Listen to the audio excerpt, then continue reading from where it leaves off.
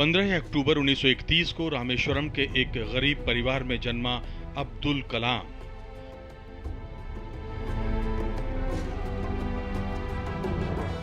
खेलने कूदने की उम्र थी, लेकिन अब्दुल कलाम कभी अखबार बांटता या कभी कोई दूसरा काम करता। वो पढ़ना चाहता था, लेकिन दिलचस्पी विज्ञान में थी। किसी तरह तिरुचिरापल्ली से फिजिक्स में स्नातक परीक्षा पास की। हालात साथ नहीं दे रहे थे, मगर मन ऊंचे आसमान में छलांगे लगा रहा था। चेन्नई गए और अंतरिक्ष विज्ञान पढ़ा। इसके बाद DRDO ज्वाइन किया और वैज्ञानिक पारी शुरू की।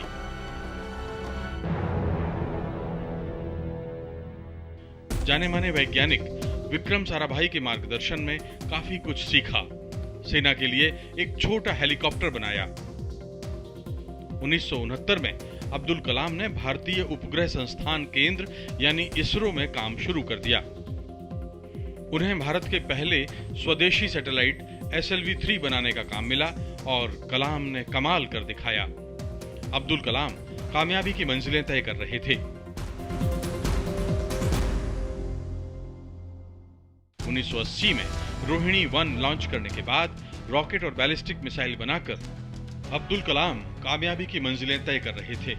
1980 में रोहिणी 1 लॉन्च करने के बाद रॉकेट और बैलिस्टिक मिसाइल बनाकर दुनिया में भारत का नाम रोशन किया।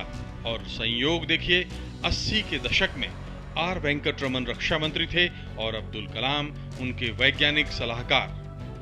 दोनों ही आगे जाकर देश के राष्ट्रपति बने। वेंकटरमन के जमाने में उन्हें एकदम नई मिसाइल तकनीक पर काम करने को कहा गया। फिर तो भारत की अग्नि और पृथ्वी श्रृंखलाओं ने दुनिया के बड़े बड़े देशों को चौंका दिया। वो भारत के मिसाइल मैन बन चुके थे। उन्हें पहले पद्म भूषण और फिर पद्म विभूषण से सम्मानित किया गया।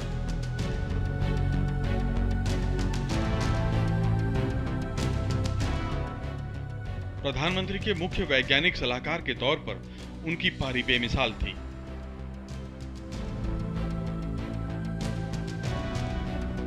पोखरण में भारत का दूसरा परमाणु परीक्षण उनकी अगुवाई में हुआ और एक बार फिर दुनिया ने भारत की परमाणु क्षमता का लोहा माना।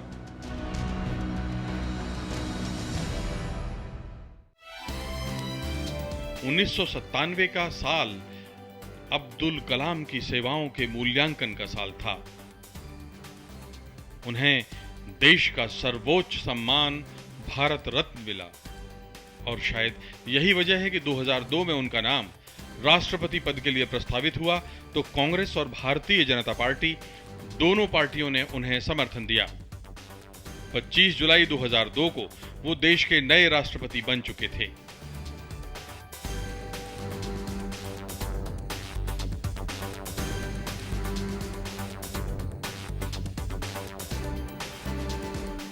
एक बेहद सक्रिय राष्ट्रपति के तौर पर उनको याद किया जाता है। राष्ट्रपति भवन को उन्होंने इको फ्रेंडली बनाया और अपने आप को बच्चों के लिए समर्पित कर दिया।